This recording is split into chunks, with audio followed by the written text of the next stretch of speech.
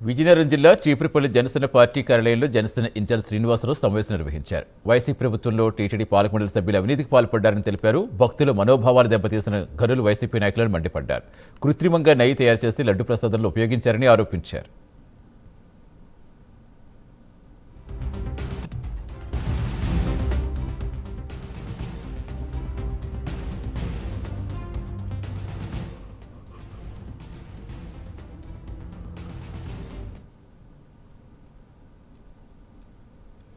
పది గోవు కలలేదు అని చెప్పి ఓగుతూ కోవుళ్ళకి వెళ్ళి అపచారం మాట్లాడుతున్న వైసీపీ నాయకులు కూడా చెప్తున్నాం.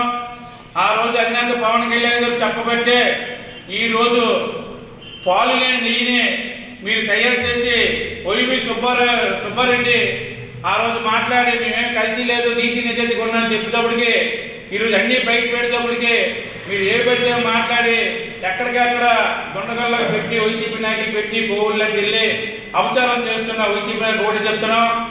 ఈరోజు ఏదైతే డోలా బాబా అన్నోడికి ఆవులు లేవు, కనీసం డైరీ పాలు లేదు, అలాంటి వాళ్ళకి మీరు కాంట్రాక్ట్ ఇచ్చి ఒక చుక్క పాలు లేకుండా నెయ్యి ఎలా తయారవుద్ది?